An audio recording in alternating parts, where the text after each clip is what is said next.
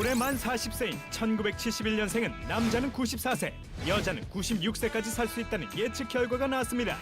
눈앞에 다가온 평균 수명 100세 시대는 예상보다 빠른 의학 발달의 결과인데요. 그러나 국가의 노인복지 정책과 개인의 노후 대책 여부에 따라 평균 수명 100세는 축복이 될 수도 재앙이 될 수도 있습니다. 눈앞에 다가온 100세 시대, 여러분은 노후 계획 어떻게 세우고 계십니까? 이제 갓 브록을 넘긴 지상렬 씨, 100세까지 여유롭게 살기 위해 어떤 준비를 하고 계신가요? 아, 갑자기 오랜만에 간이 근질없네. 아, 나 당황스럽네, 지금. 한 번도 생각 안 해봤죠? 예? 한 번도 생각 안 해봤죠? 그렇죠. 100살까지 산다는 게. 그렇죠. 저희 어렸을 때, 아, 나는 뭐 100살까지 살 거야. 그러니까는 예전에 저희 어렸을 때 그 KBS2 보면 장수만세 있었잖아요. 거기에 나오시는 어르신이 뭐 72인데, 어유 막 놀래고 이랬거든요. 그러니까 그런 것들을 많이 봐와서 그런지 100세까지 계획은 아직까지는 진짜 한 번도 세워본 적이 없어요. 개그맨을 언제까지 하실 수 있을 것 같아요? 길면은 저는 한 60까지는 할 수 있을 거라고 봐요. 캐릭터가 예, 예. 특이하니까 오래 가긴 할 것 같아요. 예, 좀 실버 TV 이쪽으로 가가지고. 예. 근데 60살 다음에도 한 40년 비는 거예요. 그렇죠. 뭐 할 거예요? 그때도 총각으로 있을까 봐 그게 걱정이에요. 저는 여자로서요 어떤 생각이 드냐면은 이 100살 시대가 물론 뭐 노후 문제라든가 금전적인 문제도 있겠지만 뭔가 생물학적인 공포 같은 게 와요. 왜냐면은 여성의 아름다움이나 여성의 성은 남성보다 훨씬 일찍 시든단 말이에요. 할머니로서의 인생을 어디서 어떻게 보람을 찾을까? 저 그게 너무 혼란스러워요. 노인들의 활동이 활발해지면서 노인들이 정치 세력화되는 것도 분명히 일어날 것 같아요. 독일은 이미 그런 그 노인들의 정당이 있어요.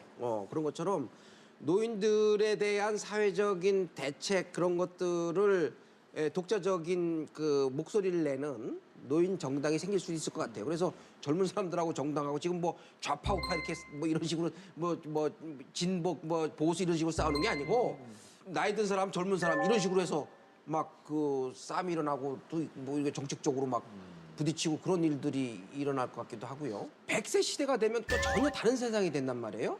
한 뭐 5, 60대가 뭐 그냥 중년 정도 되는 거고. 그렇죠. 40대가 청년 소리 들을 그래서 거예요. 어이 뭐 이러죠. 그렇죠. 지하철에서 이런 풍경도 보이네요.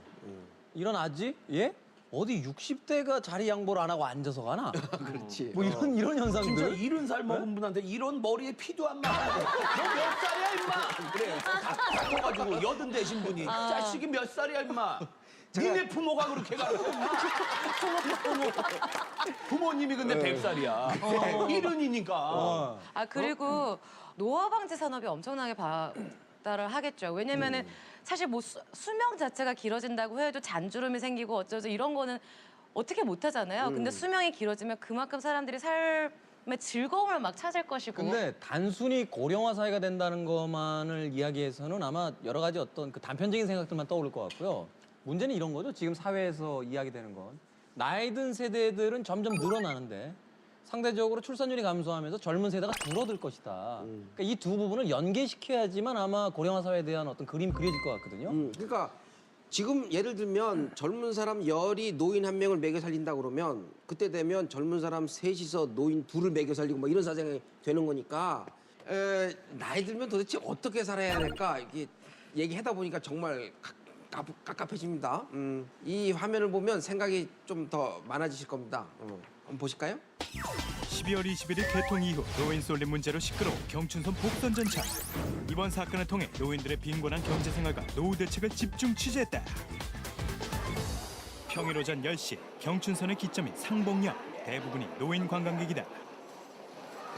어디 가시는 길이세요? 춘천. 춘천? 심심하니까 놀러 가겠지 뭐.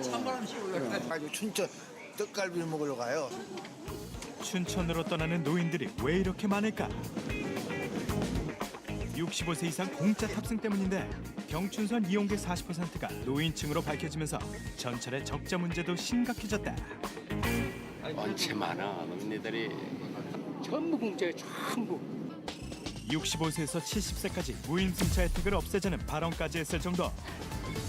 미 빠진 독에 물 붓기가 아니냐. 즉 많은 돈을 자꾸 투자하면 투자할수록 더 들어가는 거고 고령화 사회를 대비하는 그 접근 방식이라고는 전혀 보기가 어려운 부분이 있습니다. 초고령 사회를 대비해야 할 정부 측에서 오히려 노인 복지 예산을 삭감한다니. 개인적 대비 없이 뼈 빠지게 일하고도 노후에 빈손인 것이 현실. 그렇다면 은퇴자들의 천국 실버타운은 상황이 어떨까? 부럽지 않을 정도 여가를 즐기고 먹고 자는 등 노인들의 일거수일투족을 살뜰하게 보살펴준단다. 남편이 명문대 교수로 명예퇴직한 뒤 전 재산을 털어 2년 전 실버타운에 입주한 권종구, 이재순 부부. 이 사람 전엔 춤을 안 춘 뒤에 와서 춤추고 굉장히 건강해졌어. 모두가 꿈꾸는 제2의 인생을 살며 황혼기의 값진 휴식을 즐기고 있다. 95년도에 정년 퇴직을 했는데요. 그때 당시 월급이 170만 원이었습니다. 빠듯한 살림에 사형제 키우면서도 꼬박꼬박 부었던 연금과 저축. 일하는 30년간 은퇴 후 30년을 꾸준히 대비한 덕분이다. 옛날에 우리가 어려웠을 때 그때 생각하면 어떻게 지났나 싶을 정도로 굉장히 어려웠는데 요즘 생각하면 그걸 참 잘 이겨냈다. 과연 노후 자금 얼마나 가지고 있어야 품격 있는 실버타운의 입주 자격을 갖췄다 할 수 있을까? 각 평별로 입주 보증금이 2억에서 약 6억으로 좀 차이가 나고 있습니다. 그리고 1인 기준으로 식대랑 관리비랑 포함해서 약 100만 원 정도 들어간다고 보시면 됩니다. 한편 서울 종로 탑골공원 매서운 추위 속에 거리로 나선 노인들의 상황은 어떨까? 노후 대책 난 마련은 안 했는데 자손들이 다 노인 대책을 다 해주리라 이렇게 믿었지. 자녀에게 손 벌리기도 쉽지 않다는 이들. 100원짜리 자판기 커피가 생을 잇는 유일한 위안거리다. 지난 9월 14일 선릉역에 뛰어들어 스스로 목숨을 끊은 70대 노인. 경제적 빈곤, 자식들의 무관심, 건강 악화 등의 이유로 최근 10년 2배까지 증가한 황혼 자살률. 독거노인 비율도 전체 가구의 6%를 차지 올해만 100만 가구를 훌쩍 넘어섰는데 젊은 인구가 줄어들기 때문에 노인 인구는 크고 그러니까 나중에는 혜택을 누릴 사람이 굉장히 많아지고 그 혜택의 재원을 보태야 되는 사람들이 확실히 줄어드는 그런 좀 문제점이 있습니다. 정부의 어떤 그런 노력도 중요하지만 개인적인 그런 노력들이 좀 필요합니다. 그러니까 젊다고 방심할 순 없다. 노후 준비 이젠 선택이 아닌 필수. 35세 봉급생활자를 기준으로 전문가와 함께 구체적 방법을 산출해봤다. 은퇴 후 20년간 매달 300만 원씩의 생활비를 쓰기 위해선 16억 1천여만 원의 노후 자금이 필요. 242만 원씩 25년을 저축해야 한다. 전체 인구 중에 약 49% 정도 가까이가 노후 준비를 했다고 그러고 나머지 한 51% 정도는 노후 준비를 안 했다고 얘기하고 있습니다. 지금부터 일찍 시작해서 뭔가 대책을 세우지 않으면 향후에 답이 없다는 상황이 된다는 거죠. 불과 15년 후 5명 중 1명이 노인인 초고령 사회 진입을 앞두고 당신은 어떤 준비를 통해 어떤 노후를 맞이하겠는가? 좀 충격적이네요, 그죠? 오래 산다는 게 이 축복입니까, 재앙입니까? 일단은 오래 산다라는 것 자체로 중요한 게 아니라 오래 살면서 뭘 할 수 있느냐의 문제 아닐까요? 사실 뭐 가난한 빈민국에 사는 아이들은 뭐 10대, 20대도 이미 삶이 재앙이 돼버렸는데 그렇다면 삶에서 누릴 수 있는 행복을 얼마나 가져갈 수 있느냐의 문제니까. 유 박사님은 지금 노후 대책을 어떻게 하고 계세요? 저보다 더 늙으셨잖아요. 이럴 때만. 나이를 조금 더 먹었죠. 더 늙은 게 아니라. 네, 그래 어떻게 준비하고 계세요?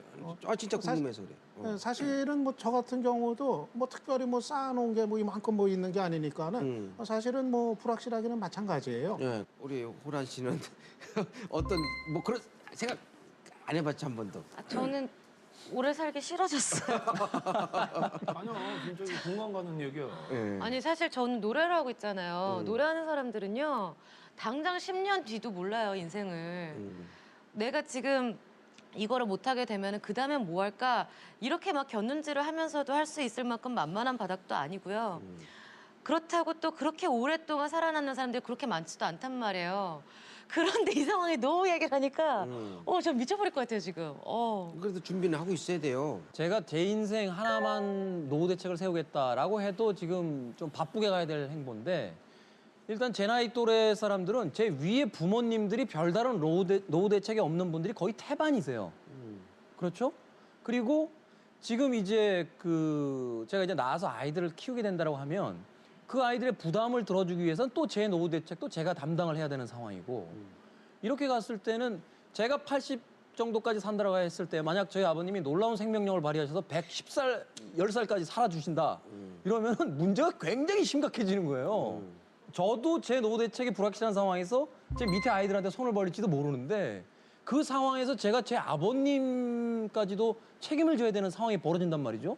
국가 같은 경우는 당장 뭐 노인들 위해 가지고 뭐 의료비라든가 또 연금 지출, 또 노인 복지 관련 지출 이거 뭐 계속해서 늘어날 수밖에 없고 개인들 같은 경우는 또 이제 노후 자기가 감당해야 되거나 또는 이 부양에 대한 부담 이게 또 크게 이제 늘어나니까 그래서 뭐 국가라든가 뭐 개인이라든가 모두 이 재원을 도대체 어떻게 마련해야 될 건가 이게 정말 아주 절박한 숙제입니다. 좀 더 본질적인 얘기가 빠져있다는 생각이 들어요. 그러니까 뭘 하면서 살 거냐 이게 뭘 하면서 도대체 뭔 재밌는 일을 할 거냐 뭐 이런 생각들을 좀 더 구체적으로 해봐야 되는 거 아니야 이런 생각이 들어요. 사람들이 죽을 때 껄껄껄하고 죽는다 그래요. 첫 번째 걸이 뭐냐면 좀 더 베풀고 살 걸 그러고 죽어. 두 번째 걸이 뭐냐면 좀 더 용서할 걸 이러고 죽는데요. 그러니까 죽을 때 되면 그렇게 미운 사람들 얼굴이 떠오른대요. 그래서 좀 이럴 줄 알았으면 용서하고 갈 걸 그러고. 세 번째 걸이 뭐냐면 좀 더 재밌게 살 걸 이러고 죽는데. 그러니까 이게 인생이었냐 이게. 내가 이러려고 살았냐 이거죠. 그래서 저는 고령화 사회의 그 가장 중요한 준비는 돈도 물론 돈이지만 나이 들었을 때의 행복한 삶이라는 게 뭐냐. 이런 부분들이 사회적으로 좀 더 많이 논의가 돼야 되고 가장 행복한 거는 자기가 좋아하는 거를 공부하는 거다 이게요. 예를 들어서 내가 카메라 찍는 거 좋아한다. 그러면 그거 공부하면 얼마나 재밌겠어요. 그래서 정말 자기가 좋아하는 걸 공부하는 그런 노후가 하나의 중요한 대책이 되지 않겠나 이런 생각이 들고요.